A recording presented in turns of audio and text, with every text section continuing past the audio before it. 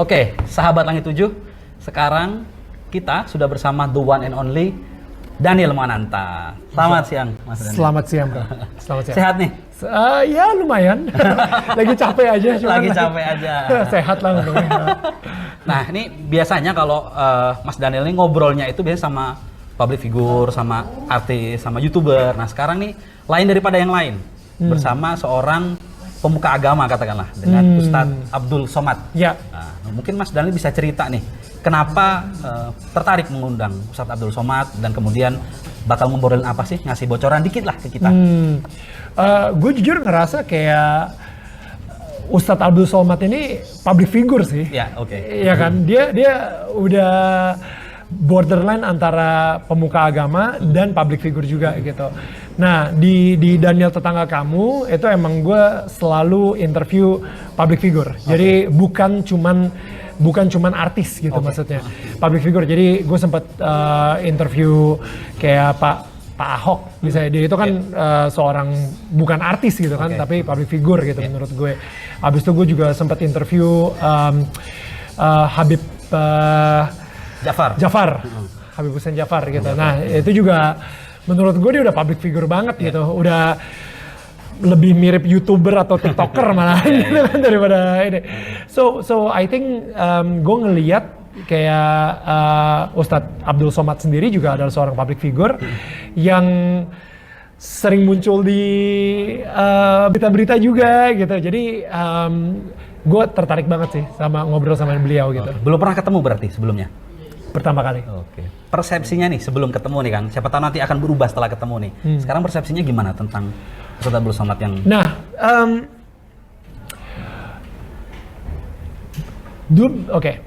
beberapa mungkin setahun yang lalu atau 2 tahun yang lalu banyak ya berita-berita heboh tentang beliau ya, dan itu kontroversial sifatnya.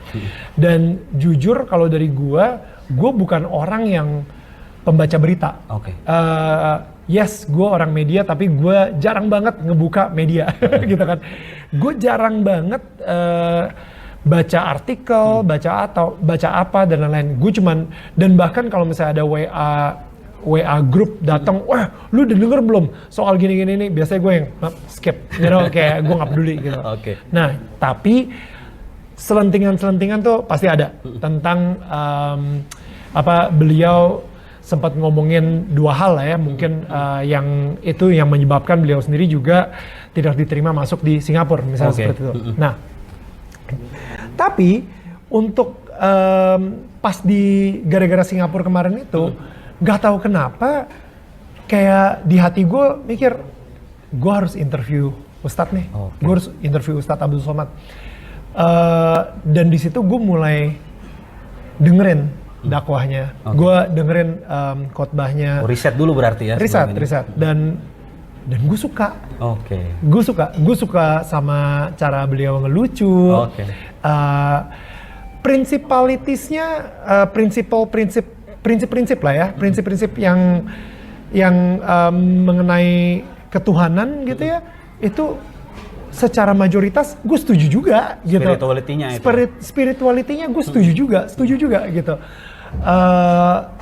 Jadi ketika gue ngeliat gitu, wah ya udah, gue pengen deh ngobrol lebih banyak lagi sama beliau. Pengen tahu aja dari sebenarnya saya selalu saya pengen tahu kisah hidup beliau itu seperti apa. Dan itulah kenapa di Daniel Tetangga Kamu ini gue nggak akan nanya tentang hukum ini gimana, hukum itu gimana, gue nggak akan nanya gitu. Tapi gue pengen nanya dia sebagai seorang manusia. Pribadi beliau. Betul, memanusiakan manusia gitu. Gue pengen tahu aja kayak masa kecilnya seperti apa sih. Gimana beliau selalu ngomong tentang Tuhan yang penuh dengan cinta. Berarti untuk seseorang seperti beliau bisa mewartakan tentang cinta Tuhan atau Tuhan itu cinta, berarti dia sendiri pernah merasakan cinta Tuhan. Apa yang terjadi di hidup dia ketika dia merasakan cinta Tuhan untuk pertama kali? Pengalaman spiritual beliau. Betul. Ya kan? Apakah itu pernah kita tahu? Iya. Kita nggak pernah tahu Belum juga, tahu. ya kan? Selama ini beliau hanya bicara tentang hukum apa, Islam. Betul. Dan itu bagus. Dan maksud saya ngelihat kayak bahasanya beda, tapi prinsipnya sama dengan saya sendiri sebagai Nasrani gitu. Jadi saya jadi pengen ngobrol lebih banyak aja sih kayak gitu. Oke. Beberapa ceramah UAS nih ya, yang mungkin entah dipotong, entah viral tanpa melihat konteksnya, itu juga kadang seolah-olah menyinggung agama lain begitu kan. Seringkali apa ya, kayak mungkin ada adu domba atau apapun itulah. Menurut Mas Daniel gimana sih selama ini? Gini, gue ngelihat ini yang tadi gue bilang gitu sama istri gue juga. Gue bilang gini, dia ini kalau misalnya berdakwah, kalau misalnya lagi khotbah itu bagus banget. Oke. Tapi selalu kena masalah ketika lagi menjawab pertanyaan orang. Oke, benar. Karena kalau misalnya lagi menjawab pertanyaan orang tuh kayak ya spontan aja gitu, kayak ya udah gini. Dan nggak bisa dikontrol apa pertanyaannya ya? Exactly, ya kan nggak bisa dikontrol. Jadi kadang-kadang menurut gue ya emang pertanyaan itu emang harus hati-hati banget sih kita jawabnya gimana gitu. Apalagi untuk saya sendiri sebagai public figure, saya sering banget berhadapan dengan wartawan. Kadang-kadang nanya pertanyaan udah sebenarnya untuk headline-nya dia gitu. Dan jadi blunder juga buat yang jawab. Betul. Makanya jadi kadang-kadang tuh emang di zaman sosial media ini emang harus hati-hati banget sih. Jadi again, saya nggak percaya 100% sama media. Itu dia kenapa saya percaya banget kok kalau misalnya UAS ini orang yang baik. Dan saya percaya banget kita hidup di Indonesia, kita bertetangga dan kita bisa ngobrol apa adanya, saling menghormati walaupun kita tidak setuju sama beberapa hal atau kita mempunyai keyakinan berbeda gitu. Tapi ya nggak ada salahnya kok kita ngopi bareng sambil ngobrol gitu kan. Artinya forumnya santai, ngobrolnya ngalir begitu ya? Betul. Oke, siap.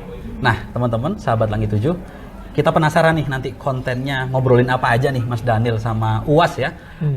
Nontonnya di mana? Cuma di Daniel Tetangga Kamu, di channel mana maksudnya? Daniel Mananta Network. Daniel Mananta Network. Jangan lupa ya, kita tonton. Oke, sahabat Langit 7, kita lanjut ke agenda UAS berikutnya hanya di langit7.id.